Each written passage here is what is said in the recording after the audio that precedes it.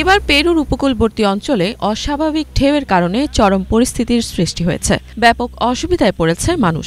বিপুল শব্দ করে ঢেউগুলো ক্রমাগত এসে উপকূলের শান্তি বিনষ্ট করে দিচ্ছে।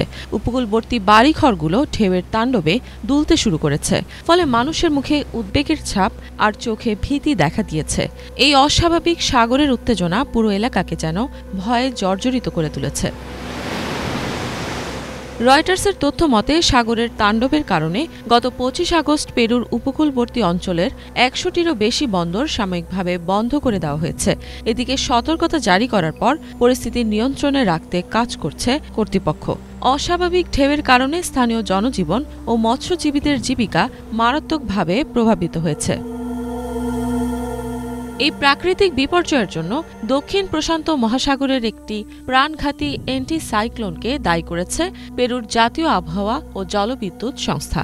ওই এলাকায় অস্বাভাবিকভাবে প্রবল সাগরের ঢেউ আঘাত হানার পর এখন পর্যন্ত একজনের মৃত্যুর খবর পাওয়া গেছে। পেরুর নৌবাহিনী এক বিবৃতিতে জানিয়েছে, রবার্তো কার্লোস তেল্লো বানসেন্স গত ২৪ আগস্ট লামবাইক প্রদেশের সান হোসে অঞ্চলের উপকূল এলাকায় একটি জাহাজ রক্ষার দায়িত্ব পালন করতে গিয়ে প্রাণ হারিয়েছেন।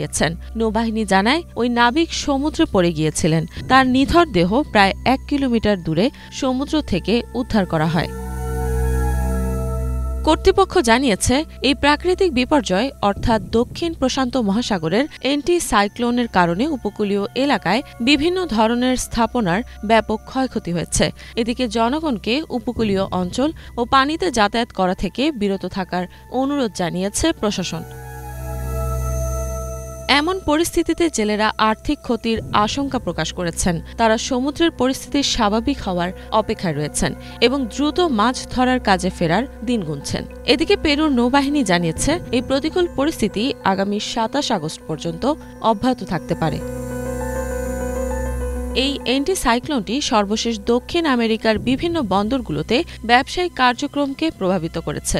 আবহাওয়াবিদরা বলছেন, এই প্রবল ঢেউ ও ঝড়ের পেছনে জলবায়ুর পরিবর্তনের প্রভাব রয়েছে। ২০২৪ সালের শেষ দিকে এবং ২০২৫ সালের শুরুতে চিলি, পেরু ও ইকুয়েডরের অনেক বন্দরে তীব্র ঝড়ের কারণে জাহাজ চলাচল কয়েকদিন বন্ধ রাখা হয়েছিল। ইফাত জাহান, বাংলাভিশন।